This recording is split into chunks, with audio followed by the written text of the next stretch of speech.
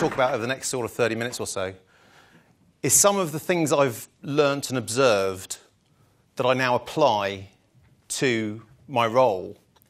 My role is actually as Director for Demand Generation. And as Joel alluded to at the beginning of the session today, I actually sit within sales, and that's very deliberate. When I first took on this role, I absolutely didn't want to sit in marketing, although what I do is ostensibly a marketing job. So what have I actually learnt? It's interesting, all those businesses that I've been in the past, whether it's been B2C or B2B, they all have one thing in common.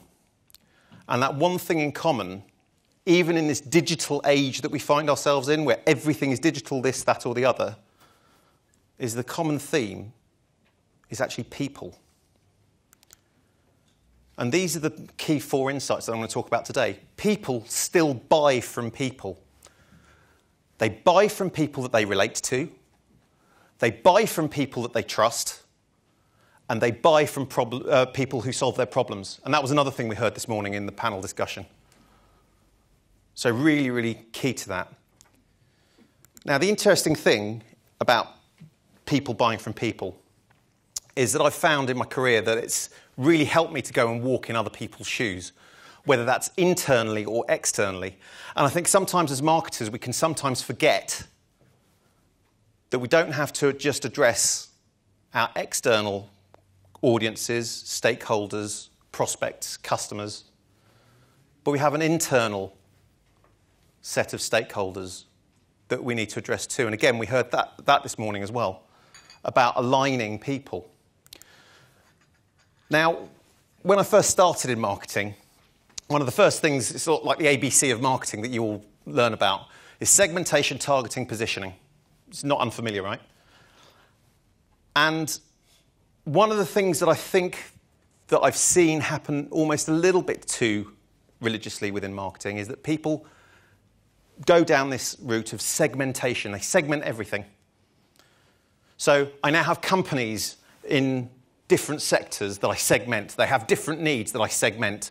And I try and address them in a very uniform way within that bucket. But what we don't often do is we don't think about the individuals that sit behind those buying decisions. Sure, we created personas, and we sort of try and address the personas, whether somebody works in IT or whether they're in a line of business, whether they're responsible for finance, whatever. We do those things at a very, very top level, maybe. But we don't necessarily take account of the challenges that they face on a day-to-day basis. You know, what are the metrics that matter to them as an individual? What are the problems that they're struggling with in their organisation? Are they in fear of their jobs? Are they, you know, on the up and up? Where are they? And I think this context and relevance that, again, we heard about this morning are absolutely central to this. And in order to get to that, as I said a minute ago, I feel that organisations need to be aligned. Now, in a lot of organisations that I've worked in, I've always found that what ends up happening is that marketing will tend to go off and do things, and we heard about this again this morning, you know, where they've got a set of priorities over here, and they go off and follow those set of priorities. And sales might have a completely different set of priorities, different propositions that they're pursuing, different products, different services. And at the end of the day, I think it was Andrew who said it this morning, you know, it's about feeding the sales organisation to drive revenue. And that's how I've always viewed it. So that alignment around that internal engine is absolutely critical. And the people in that process is equally critical. So one of the things that I talk about a lot within my organisation is aligning the internal value chain. And often what ends up happening, I've found in many organisations that I've worked in, is, you know, sales don't talk to marketing, we don't talk to delivery folks, we don't understand about the commercials and the legals, which again we heard about this morning. You have to understand each of those elements and get them to collaborate and cooperate so that everybody is driving towards that single value proposition that you then take to your customer. And I talk about it in 3 different ways. One is around collaboration around that internal value chain. Does everybody understand what it is that they need to produce to be able to effectively sell, or better yet, enable a customer to buy what it is that you're selling? Is there a congruence of goals? Are we all heading in the same direction? Are we all measured on the same things? Which then talks to this last bit around convergence of shared outcomes.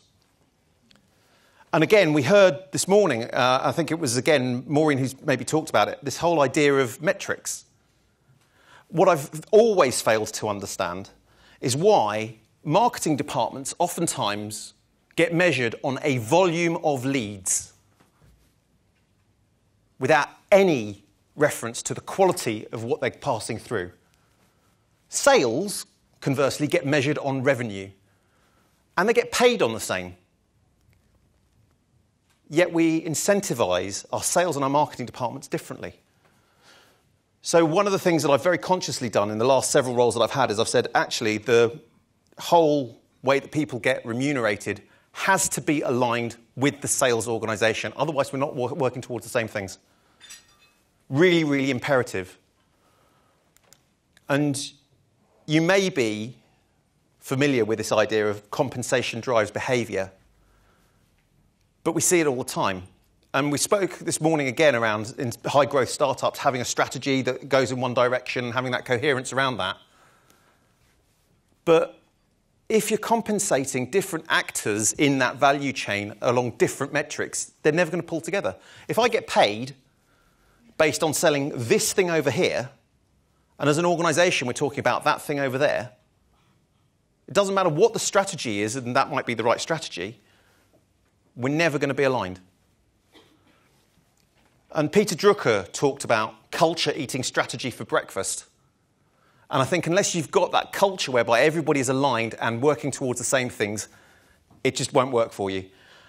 And I think certainly in some of the larger organisations I've been in, and I'm in a large organisation now, I think that's a particular challenge and really difficult to get right. So one of the things I've strived for, and this is why I sit within sales, is to try and create that alignment. Because again, I think sales and marketing people are slightly different beasts, hence the sort of picture at the beginning of the different types of minions, because sometimes it can feel a bit like that. You know, you're in conflict a lot of the time, rather than working towards the same shared outcome. So the next point, people buy from people they relate to. And that's about values. Theirs, not necessarily yours. And you may be familiar with some of the work from a chap called Simon Sinek. So Simon Sinek, for those of you that don't know him, he came to prominence in about 2009 when he did a TED talk titled How Great Leaders Inspire Action. And there was a book that he wrote on the back of it, which was Start With Why. And the basic premise of what he says in his books is that if you take an organisation generally, most people in that organisation can explain to you what it is that the organisation does. That's the what. Some of the people in that organisation can explain the how. How is it we do the what? Very few people in the organisation can explain the why. What's our reason for doing this? And I'm not talking about revenue or profit. I'm talking at an existential level. What is our mission? What is our purpose? Yet, the point he makes is that people don't buy what you do, they buy why you do it. People don't buy what you do, they buy why you do it. Yet, in a lot of marketing programs that I've seen over the years, we always talk to the what. We talk about our products, we talk about our services, how great they are. You know, at HP, we're as guilty as the next person because we turn around and we say, we're bigger, better, faster than our competitors, which turns out that actually it's reasonably vanilla. We do this in black, white, green, blue, pink. Come and buy from us. as though we expect some sort of a reaction. And that's never going to work. Whereas, again, one of the things we heard this morning in the panel discussion was about problems. People will gravitate towards people who can solve those problems, who can meet that latent demand, I think was the phrase that was used. So it's a really, really important thing. If you don't take anything else from this session, I would really encourage you, go onto YouTube, go onto TED.com, look up this video. It's 17 minutes of your life you're not going to regret. So people buy from people that they trust. Trust is one of these things. We talk in large tech organizations all the time, I think, about wanting to be the trusted advisors. I want to be the trusted advisor for X or Y or Z, and we kind of expect that because we have these great products that we really believe in, that somehow that's going to engender trust. It doesn't. Because we all end up using similar language, talking about our products and services in similar ways, in undifferentiated ways. So how do we get that differentiation? And this is where I talk about not following the pack. And this is something that actually I worked on with my agency who are in the room at the moment. And they came up with this great model here. And they said, you know, if you look at the kind of buzzwords that people use, you could apply this to pretty much any of the large tech companies that are out there. Business is changing. Customers are demanding more or less of something.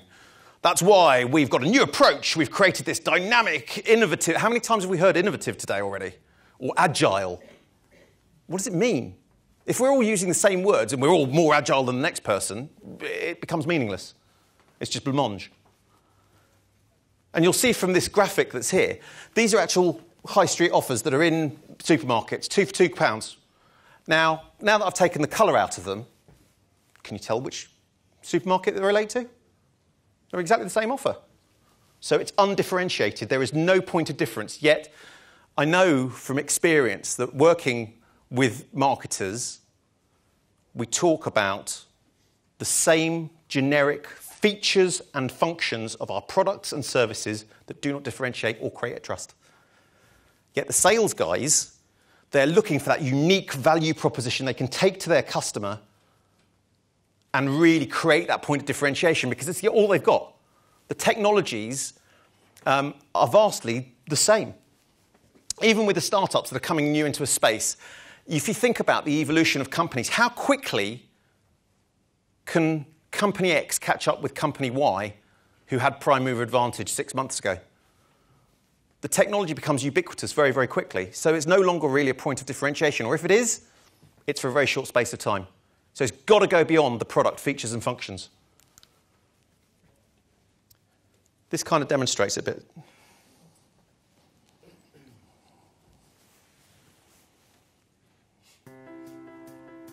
We think first of vague words that are synonyms for progress and pair them with footage of a high-speed train. Science is doing lots of stuff that may or may not have anything to do with us. See how this guy in a lab coat holds up a beaker? That means we do research. Here's a picture of DNA. There are a shitload of people in the world, especially in India. See how we're part of the global economy? Look at those farmers in China. But we also do business in the USA, or want you to think we do. Check out this wind energy thing in Indiana, and this blue-collar guy with dirt on his face. Also, we care about the environment, loosely. Here's some powerful rushing water and people planting trees. Our policies could be related to these panoramic views of Costa Rica. In today's high-speed environment, stop-motion footage of a city at night with cars turning quickly makes you think about doing things efficiently and time passing. Lest you think we're a faceless entity, look at all these attractive people. Here's some of them talking and laughing, and close-ups of hands passing canned goods to each other in a setting that evokes community service. equality, innovation, honesty, and advancement are all words we choose from a list. Our prophets are awe-inspiring, like this guy who's looking up and pointing at a skyscraper or a kite while smiling and explaining something to his child. Using a specific ratio of Asian people to black people to women to white men, we want to make sure we represent your needs and interests, or at least a version of your skin color in our ads. Did we put a baby in here? What about an ethnic old man whose wrinkled smile represents the happiness and wisdom of the poor? Yep.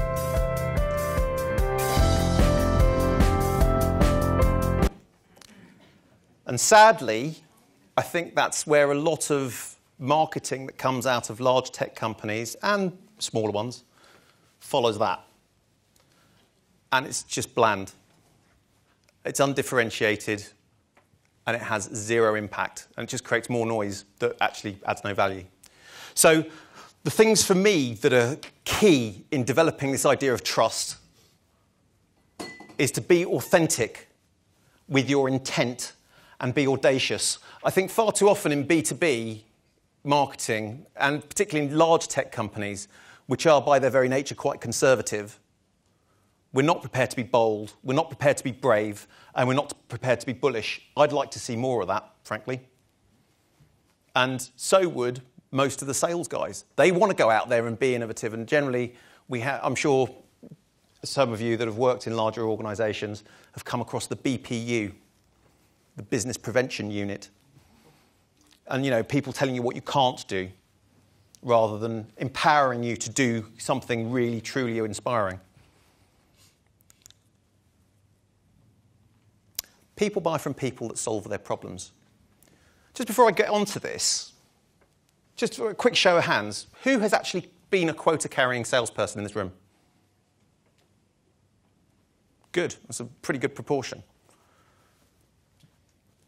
It changes the way you think about it when you've got to sit in front of a customer and do a deal. Now, I carried a bag for about 7 years, prime quota carrier, and it absolutely fundamentally changed the way I think about these things. And it is about solving problems, and we heard that again this morning. And one of the things that sales guys have been told for years is they've been told for years that it's all about solution selling. You've got to do solution selling. And the way that solution selling works is we have these products, these services, and we go into these organisations and we walk up and down the corridors and we talk to people. And as we're talking to people, we talk to people in the hope that we're going to be able to convince them that we can potentially meet their needs. We can address their needs. And we have a few more conversations as we walk up and down those halls. And then finally, we bump into somebody that says, actually, do you know what, I have a specific need at the moment. And these guys seem to be aligned to those needs. And we've received a bunch of their marketing collaterals that tell us all about the products and the services, and that's great. And we've developed this over the last sort of 6, 12, 18 months, depending on what your sales cycle looks like. So you're in. Brilliant. Welcome to the RFP process. And then they invite 3, 4, 5 other vendors to come in, and they make their decision right at the very far end without us ever having spoken to the senior stakeholders. Now, again, in around about the same time frame as Simon Sinek, 2008-9, there was a great paper that was published in Harvard Business Review, which was called In a Downturn, Provoke Your Customers. And that piece of work formed what later became the book that CEB published, The Challenger Sale. And again, this is absolutely key to talking to that latent demand. People aren't necessarily aware of what they need. They think they need this thing over here, but actually maybe not. And one of the approaches that I've taken from this and I bring into the marketing piece now, absolutely, is to turn around and say, actually, this is partly education. If I can talk to you as a prospect or a customer about things that are happening in your industry where I think you're missing a trick, because this is what salespeople are doing, right? And I can go really high within that organisation and say, guys, this is the money that you're leaving on the table.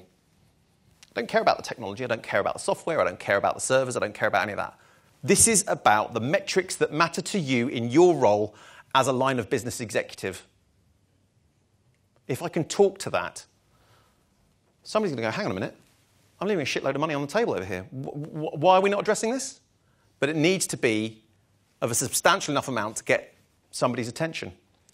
And we heard earlier on, I think again, and during the panel discussion, people talking about understanding the commercials. This is absolutely fundamental. You've got to understand what the actual pounds, shillings and pence benefit is going to be to the customers you're targeting. Because that's ultimately how the sales guy is going to build their business case. Why would we not do it up front? Rather than saying, actually, we think we can achieve a 10% improvement. Great. Have you ever heard that thing, 96.3% of all statistics are made up? I just made that up. So, but again, it sounds convincing because I've put a percentage on it. But 10%, 20%, it's just bland. But actually, if you bother working it out and actually can show you're working, do you remember when you were doing exams at school? Always show you're working. Yeah, as marketers, we don't generally. So the way I apply this, and I've done this not just at HPE, but in other companies that I've been in, there are 4 fundamental questions I want to be able to answer before I can go out to market. Number 1, why should anyone that I am going to engage with care about what I'm going to talk to them about? That's back to that why. The next bit, why should I believe you? And yes, we have case studies, and most organisations have got case studies where they say, this is great. You know, we've applied this technology over here in this particular way, and this is how the project looked. But I can't possibly talk about the impact that it had on the organisation's top line, bottom line, margin, whatever it happens to be. Those are the metrics that actually people care about. The other thing that we talk about a lot as marketers is we talk about customer journey. Yet when we're talking to our actual audiences, we rarely, if ever, flag what that journey is going to look like. And for some, lower value transactions, it may be that, you're doing things via e-commerce and that's fine and it's, quite a straightforward journey. When you're selling solutions at 10, 20, 50, $100 million, actually people are going to want to get into the detail of how did you get to those numbers and what do you want me to do about it? What's my journey going to look like? How are you going to transport me from here as a prospect to there as a customer? What are the hoops I'm going to have to go through? Because the last thing I want to do as a buyer is look like an idiot internally. And the last thing, the why now. What's the compelling reason to act? And again, all of this has come from years of sales training, but I don't think any of this is rocket science. You're probably all sitting there going, yeah, this is pretty bloody obvious. But yet, how many of you here in the room, hand on heart, do this religiously? And sometimes it is about going back to real fundamental basics. So, how do I take all of that and actually put it into practice? And I'll just show you a couple of campaigns that we've run over the last several years in different organisations. When I was at SAS, we ran this. This is a piece of collateral that we created, and it was individualised to about, it must have been about 50, 60 different organisations. So it sounds a bit like ABM, which is just, again, personalisation, dare I say it.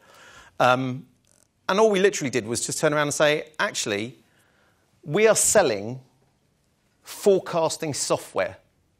Hi, we've got some great forecasting software. We believe it's bigger, better, faster than everybody else's, and it's more accurate. Not a message the market cares about.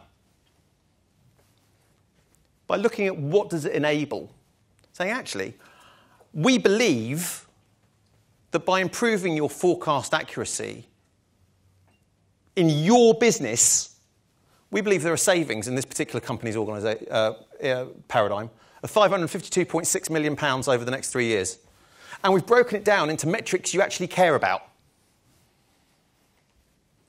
Now, we don't know whether those numbers are accurate or not, because we've based that on the information we have. But the point is we've gone away and we've done some homework. What we'd love to do is have the opportunity to have one of our sales guys come and meet with you and check the veracity of our thinking against yours If you think that 552.6 million quid is a number worth discussing. If not, sorry to have wasted your time, we're off. Funny how many people go, actually, that's something that's worth talking about. And it's not people in middle management, it's people at CX level. This is a not dissimilar one that we've run at HPE, where this was around business process services in finance and accounting, where we've bothered to work out, what are the potential cash flow improvements just by doing some very simple things. People don't care about the processes that you're going to put in place or the technology you're going to employ. They care about the number. And we've broken it again down into things they care about. What's interesting is the thing that came back, this email here, actually came from the Group Director of Financial Control for this particular organisation that we targeted. And you can see there, I've been passed the printed proposal relating to possible improvements in the DSO profile. Sounds intriguing. I have seen the potential agenda items, which are interesting, but give no clear hint as to exactly what it is that's being proposed. So we've shown them a little bit, but I'm not going to reveal everything because I want you to take the meeting. That's what we're aiming at. And the sales guys are like, this is brilliant because now I've got a meeting with a senior stakeholder and he's actually coming to us asking for it. This is another campaign that ran, three-month campaign last year, where we targeted 25 banks. And we did these calculations based on what it was we were trying to sell. And we said, actually, this is the revenue that we think is under threat. Don't know whether it's right or wrong, but love to talk to you about it. Funnily enough, 10 senior executives at CXO and CXO -1 level took meetings, and we generated over $45 million worth of pipeline on the back of it. Qualified pipeline. Not marketing qualified pipeline, but the sales guys going, yeah, I've got confidence in this. And that's how we've brought together sales and marketing in those kind of environments. So that's been a quick whirlwind tour of some of the things that, we've been doing, and based on some of the things I've observed, learned, seen in my tenure doing sales and marketing. And hopefully it's something that all of you are sitting there going, yeah, no, I completely, see that and it resonates with me rather than what is he talking about. But I just wanted to leave you with a couple of things. These are the 3 things that have really propelled my thinking in this space. And interestingly, I came across all of them while I was sort of in sales roles. The first one's a book called Let's Get Real or Let's Not Play. And it is basically a sales handbook, Sales 101, how to do qualification, what are the things you do, blah, blah, blah. Second one, start with why. If you can't be bothered to read the whole book, like I say, go to the TED video, it'll give you what you need. And the last thing, the challenger sale. How do we drive things forward through that provocation-based selling? So just as a quick recap, number 1, people buy from people. People buy from people they relate to. People buy from people they trust. People buy from people who solve their problems. There is no rocket science here. None. And what I would encourage you all to do is to walk in as many different shoes as you can. And remember, it's a journey. Not just your own journey, but the journey that the customer takes. And whilst we all talk to it a lot, don't often see it outside of the blinkers that we put on ourselves and the silos we put ourselves in. Get your internal value chains aligned. And remember that culture eats strategy. Be bold and audacious, please. I mean, it makes life so much nicer for everybody else involved in the industry when we all do bold things. And, being at the awards last year, I was very blessed to be able to, look at a lot of the entries, doing the judging on it. And, some of the stuff that was out there was just absolutely amazing. Let's all strive to do that. Let's be creative. Let's challenge the paradigms. And then back to this metrics thing. And this is something I believe fundamentally. Leads are irrelevant. Revenue counts. Some of you may have seen the film Glengarry Glen Ross. And this is something that I always think of. And for those of you that haven't seen it, Alec Baldwin plays a sales manager. And he gets into this room, and there's quite a lot of swearing involved in it. So go make sure you're in a quiet room when you Google it. But the basic premise is, first prize is a Cadillac Eldorado. Second is a set of steak knives. Third, you're fired. And if you think about sales and marketing in terms of what you're trying to achieve in that kind of way, I think you'll be very successful. Thank you very much for your time.